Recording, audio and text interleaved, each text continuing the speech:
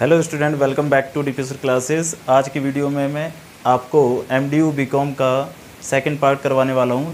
First part हमने करवा दिया है जिसमें आपके दो नंबर के क्वेश्चन कंप्लीट करवा दिए हैं, ठीक है। तो ये यूनिट 1 में क्वेश्चन नंबर बी है, तो जल्दी जल्दी क्वेश्चन करते हैं, ज़्यादा टाइम वेस्ट नहीं करते। तो देखिए क्वेश्चन में ना डिटरमिनेंट निकालना है और डिटरमिनेंट को किसके बराबर रखना है, एक्स क्यूब के। तो इस क्वेश्चन को करने के लिए क्या करेंगे, पहले आपको आइडेंटिटी लगानी होगी। एक आइडेंटिटी ऐसी थी जिसमें अगर प्लस होता था तो अलग अलग कर देते थे, यानी कि इस वाली टर्म को अलग, यानी कि x 5x और 10x को अलग, फिर x 4x और 8x को अलग, और यहाँ पर x 2x और 3x को अलग लिख दिया। और फिर प्लस, जैसे कि इसके बीच में प्लस है ना, तो इसलिए प्लस, अगर माइनस होता तो माइनस। तो ये वाली टर्म जो है दोबारा से लिख दी जाएगी, y 4y और 8y, और ये x 4x 8x और x 2x और 3x, इस तरीके से, ठीक है। अब इसमें से कॉमन क्या लेना है, सबसे पहले आपको ध्यान रखना है कि आपको सॉल्व क्या करना है, x का क्यूब, ठीक है। तो x क्यूब लाने की कोशिश करो। कैसे आ सकता है, देखो x इसमें से कॉमन आ सकता है, इसमें से आ सकता है और इसमें से। जब तीनों में से x कॉमन आएगा तो क्या कॉमन आ जाएगा, x क्यूब, क्योंकि इसमें से भी x और x क्यूब हो गया। तो बचेगा क्या आपके पास, यहाँ बचेगा 1 5 10 1 4 8 और 1 2 और 3, इस तरीके से। प्लस इसमें से कॉमन क्या आ सकता है, y, इसमें से x और x, तो ये हो जाएगा x स्क्वायर। तो बचेगा क्या हमारे पास, 1 4 8 1 4 8 और 1 2 3। अब देखो यहाँ पर तो ये टर्म हो गया ज़ीरो। क्यों, क्योंकि हमने पढ़ा है कि किसी भी रो या कॉलम आइडेंटिटी हो जाती है, मतलब एक जैसी हो जाती है, तो उसका जो डिटरमिनेंट हो जाता है वो ज़ीरो हो जाता है। तो इसका डिटरमिनेंट क्या हो जाएगा, ज़ीरो हो जाएगा डायरेक्टली, ठीक है। और इसके डिटरमिनेंट के लिए क्या करेंगे हम, तो यहाँ पर एक्स क्यूब हो गया, फिर ये हमारे पास 1 आ जाएगा, ये लाइन जाएगी, ये लाइन जाएगी, तो इसको मल्टीप्लाई कर देंगे, 8 4 3 12 माइनस 8 दूनी 16, फिर बीच में आता है माइनस, इसका साइन चेंज हो जाता है, ठीक है, -1, और ये लाइन गई, ये लाइन गई, 5 को 3 से करा 15, फिर माइनस 10 को 2 से करा 20, प्लस का 1, ये लाइन गई, 5 8 40 और माइनस का 40, इस तरीके से। और इसकी वैल्यू तो हो गई 0, इस पूरे की वैल्यू 0 होगी, ठीक है। तो ये हो गया एक्स क्यूब। अब ये 12 में से 16 गए तो माइनस का 4, और 15 में से 20 गए तो माइनस का 5, और ये प्लस का 5, ठीक है। और ये 0 हो गया, तो ये आ गया आपके पास 1। तो सीधा सीधा वैल्यू क्या आ गई आपके पास, एक्स क्यूब, ठीक है। बहुत ही सिंपल सा क्वेश्चन था, क्वेश्चन नहीं करना था, इसमें नोट कर सकते हो आप जल्दी से, ठीक है। अगला क्वेश्चन कर सकते हैं। नेक्स्ट क्वेश्चन है आपका, सॉल्व करना है इस इक्वेशन को और एक्स वाई जेड की वैल्यू निकालनी होती है। तो इस क्वेश्चन में करने के लिए क्या करना होता है, हमें पहले ए लेट करना होता है कि ए क्या है हमारे पास। लेट क्या करना होता है, इन सब के जो कोएफिशिएंट होते हैं उससे ए बनता है। इसके एक्स का कोएफिशिएंट क्या है, 1, फिर इसका भी 1 और इसका 2, इस तरीके से यहाँ 2, फिर -1 और 3, फिर ये 3 -1 और -1, ठीक है। ये हो गया ए, और एक होता है बी, ये बी इस तरफ वाला हो जाता है, यानी कि 4 9 और 2, इस तरीके से, ठीक है। इसे मैं क्रैमर रूल से सिखाऊंगा।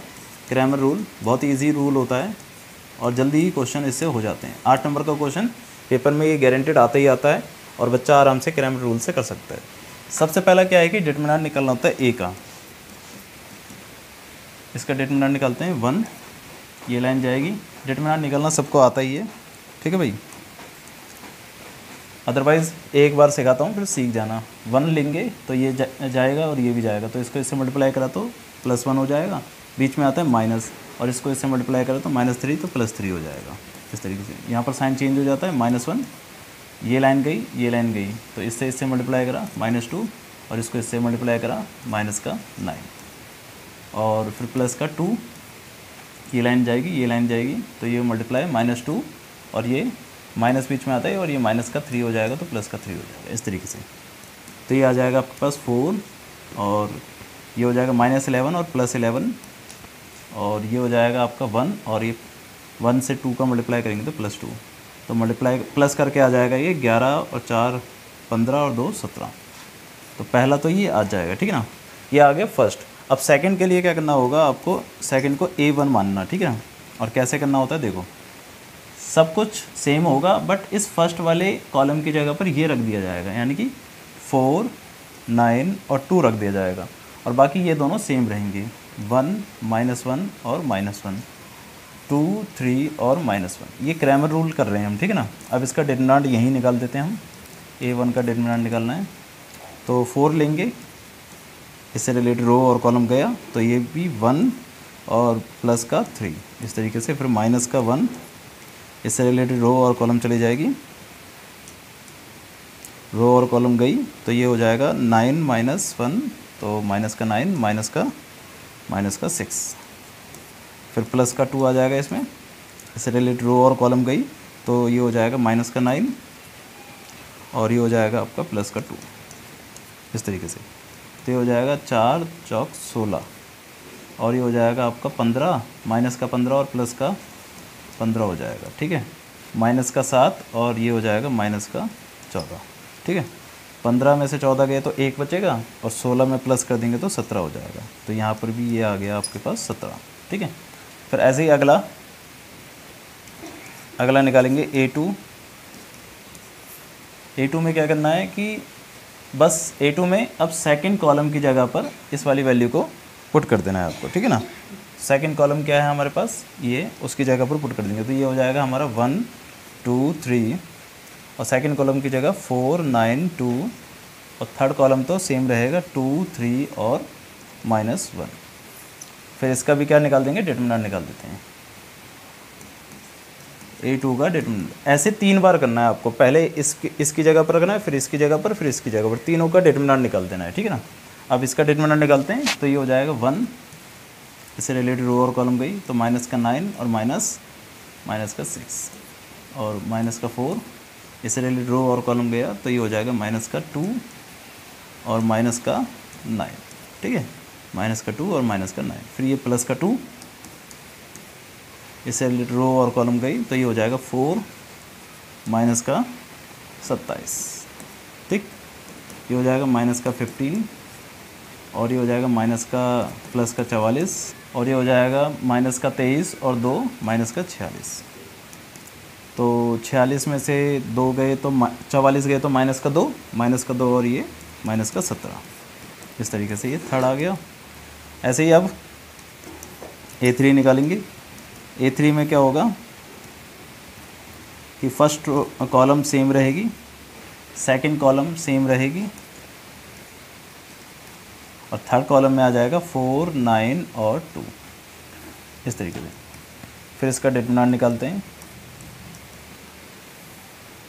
तो 1, इससे रिलेटेड रो और कॉलम गई तो ये हो जाएगा माइनस का 2 और ये हो जाएगा प्लस का 9 और माइनस का 1 आ जाएगा, फिर बीच में रो और कॉलम गई तो ये हो जाएगा 4 और ये हो जाएगा माइनस का 27 और प्लस का 4, इससे रिलेटेड रो और कॉलम गई तो ये हो जाएगा आपका माइनस का 2 और प्लस का 3। तो ये हो जाएगा आपके पास कितना 7 और ये हो जाएगा आपका 23 और ये प्लस का 23 और ये हो जाएगा 1 और 1 4, ठीक है। तो ये हो जाएगा आपका 34, ठीक। अब इस तरीके से आपने सारी वैल्यू निकाल ली, ठीक है। अब क्या करना है आपको, अब इसमें x की वैल्यू निकालनी होती है। तो x की वैल्यू जो होती है वो होती है आपके पास A1 का डिटरमिनेंट अपॉन में A का डिटरमिनेंट, ठीक है। देखो A1 का डिटरमिनेंट कितना आया था, A1 का डिटरमिनेंट 17 था और A का भी डिटरमिनेंट 17 था, तो 17 17 1 हो जाएगा, ठीक है। तो यहाँ पर वैल्यू आ गई 1। अब ऐसे ही y की वैल्यू A2 का डिटरमिनेंट अपॉन में A का डिटरमिनेंट, समझ आ रहा है। और ऐसी z की वैल्यू A3 का डिटरमिनेंट अपॉन में A का डिटरमिनेंट, ठीक है। तो A2 का डिटरमिनेंट कितना आया था, ये रहा माइनस का 17 और ये 17, तो ये वैल्यू आ गई -1 और ये वैल्यू आई है 34 और ये 17, तो ये वैल्यू आ गई 2। तो इस तरीके से आप x y z की वैल्यू यहाँ पर फाइंड कर सकते हैं, ठीक है। बहुत ही सिंपल सा कंसेप्ट है, क्रैमर रूल से करेंगे तो। अगला देखते हैं, अगले में यूनिट 2 है। यूनिट 2 में आपको डिफ्रेंशिएट करना है, dy अपॉन dx की वैल्यू फाइंड करनी है। बहुत ही सिंपल सा रूल है, अगर कभी भी दो चीज़ें मल्टीप्लाई में दिखाई दे रही हैं तो u इंटू वी का रूल लगता है इसमें, और जो कि होता है u का डेरिवेटिव v और प्लस u v डेरिवेटिव, ये u हो जाएगा और ये v हो जाएगा। ठीक है, इस तरीके से ध्यान रखना है आपको। ठीक है, ये u और ये v इस तरीके से। तो सबसे पहले dy अपॉन में dx, u का डेरिवेटिव करना है, उसको ऐसे लिख देते हैं u का डेरिवेटिव, और v को as it is, plus u को एज इट इज़ और v का डेरिवेटिव करना है। तो ये है 2x प्लस 5 की पावर 1/2 और उसका डेरिवेटिव करना है। सबसे पहले क्या करना होता है, पावर का करना होता है। तो पावर आगे आएगी, तो पावर आगे आएगी तो ये बेस है और इसमें से एक पावर कम हो जाएगी, तो 2 की पावर 1 कम होगी तो 1 हो जाएगा। मल्टीप्लाई में फिर बेस का होता है दोबारा से, तो एक्स स्क्वायर का क्या हो जाएगा 2x और 1 का क्या हो जाएगा 0, इसलिए 2x हो गया। फिर इसको एज इट इज़ यहीं पर 2x प्लस 5 प्लस इसको as it is multiply by, फिर इसमें पावर आगे आएगी 1/2, 2x प्लस 5 और एक पावर क्या हो जाएगी माइनस, मल्टीप्लाई बाय, फिर बेस का करेंगे तो 2x का करेंगे तो क्या आ जाएगा 2 और 5 का करेंगे तो 0। तो यहाँ से 2 से 2 कैंसिल हो जाएगा, तो ये हो जाएगा 2 × 2 4x x square plus 1 multiply by root 2x plus 5 plus x square plus 1 का होल स्क्वायर मल्टीप्लाई बाय, अब इसमें से माइनस करेंगे तो ये हो जाएगा 2x प्लस 5 और माइनस करेंगे तो -1/2 और ये हो जाएगा आपका आंसर। ठीक है, बहुत ही सिंपल सा कंसेप्ट है, कुछ नहीं करना है इसमें, नोट कर सकते हो आप। अगला देखते हैं, इसमें भी डिफरेंशिएट करना है आपको। ठीक है, बट कुछ अलग तरीका सा क्वेश्चन है, कुछ नहीं है, बस इतना ध्यान रखना है कि सबसे पहले इसका होगा, फिर इसका होगा, फिर इसका होगा। ठीक है, तो ये है y इक्वल टू में log x। अब डिफरेंशिएट करना है विद रिस्पेक्ट टू x, तो y का हो जाएगा dy अपॉन में dx। सबसे पहले इस log का करेंगे, तो log x का डेरिवेटिव क्या होता है 1/x, तो 1/x, x पूरा ये है तो log x मल्टीप्लाई बाय, फिर ये अंदर वाले का होगा तो log x, तो 1/x, तो अब की बार के लिए x क्या है log x, और फिर log x का होगा तो क्या हो जाएगा 1/x। ठीक है, बस इसको एक साथ लिख देंगे, तो dy अपॉन में dx हो जाएगा आपके पास 1 अपॉन में x इंटू में log x। ठीक है, और फिर मल्टीप्लाई में ये log x, ये हो जाएगा आपका आंसर। ठीक है, बहुत ही सिंपल सा कंसेप्ट है। नेक्स्ट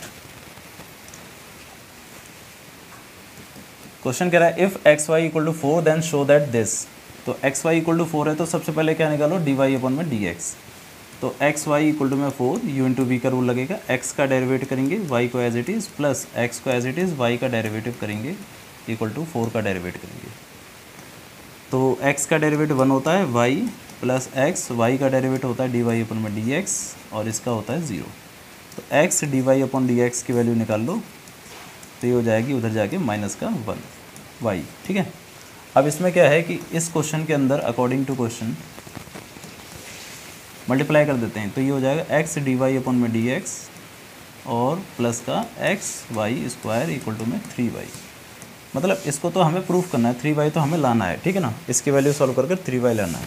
तो x d y upon d x की वैल्यू क्या है हमारे पास माइनस का y प्लस, अब इसको लिख सकते हैं एक्स वाई इंटू में y, तो minus y plus x y की वैल्यू क्या है हमारे पास बताओ, एक्स वाई की वैल्यू है 4, तो ये है 4y।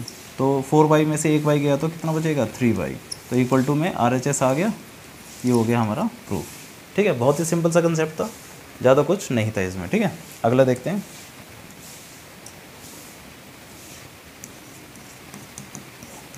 क्वेश्चन कह रहा है a circular disc of radius 3 centimetre is being heated. एक सर्कुलर डिस्क है, उसे हीट किया जा रहा है जिसकी रेडियस कितनी है आपके पास 3 सेंटीमीटर। ठीक है, गिवन में देखा है 3 सेंटीमीटर है। ड्यू टू एक्सपेंशन मतलब उसके बढ़ने के कारण its radius increase at the rate of 0.05 centimetre पर सेकेंड। रेडियस इंक्रीज हो रही है, तो रेडियस इंक्रीज हो रही है तो वो रेडियस का डेरिवेटिव है। जब भी ऐसा क्वेश्चन आ जाए ना कि कोई चीज़ इंक्रीज हो रही है तो वो उसका डेरिवेटिव है। तो डी आर अपॉन में डी टी कितना दे दिया 0.05 सेंटीमीटर पर सेकेंड। अच्छा dt क्यों लिखा हमने, क्योंकि नीचे की तरफ लिखा हुआ है पर सेकंड, यानी कि टाइम के रिस्पेक्ट में चल रहा है हमारा, ठीक है ना। अब बोल रहा है कि find the rate at which the it's area is increasing when radius is 3.2 centimetre. अच्छा रेडियस जो है आपको जो लेनी है वो 3.2 सेंटीमीटर लेनी है, ठीक है ना। जैसे कि इसमें क्वेश्चन में क्या रखा था ना 3 सेंटीमीटर, 3 ना लेके 3.2 सेंटीमीटर लेनी है आपको, ठीक है। अब हमें एरिया निकालना है, एरिया का डेरिवेटिव डी अपॉन में डी टी। एरिया क्या होता है सर्कल का, पाई आर स्क्वायर, ठीक है। अब इसका डेरिवेटिव क्या होगा, देखो पाई तो कांस्टेंट नंबर है वो ऐसे ही रहेगा, पावर जो है 2 है 2 आगे आ जाएगी, 2 पाई आर हो जाएगा, और आर का क्या होगा डी आर अपॉन में डी टी। क्यों होगा, क्योंकि हम टी के रिस्पेक्ट में कर रहे हैं, ठीक है। अब यहाँ पर क्या है कि 2 पाई की वैल्यू 22/7, रेडियस 3.2 और multiply by D R upon D T की वैल्यू क्या है हमारे पास, ये 0.05।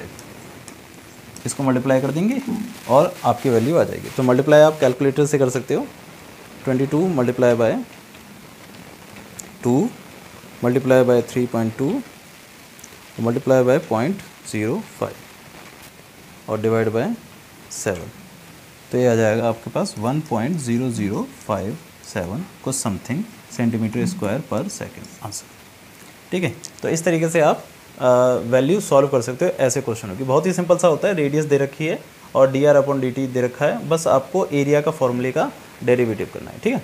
तो आज की क्लास में हमने आपको 6 क्वेश्चन करा दिए। उम्मीद करते हैं कि आपको समझ में आए होंगे। कमेंट में बताना जरूर कि आपको समझ में आए हैं या नहीं आए, ठीक है ना। और अगर कोई भी डाउट हो तो कमेंट कर देना कि ये डाउट है, तो मैं उसको क्लियर करवा दूँगा, ठीक। तो चलिए मिलते हैं फिर अगली क्लास में अगले PYQ के साथ।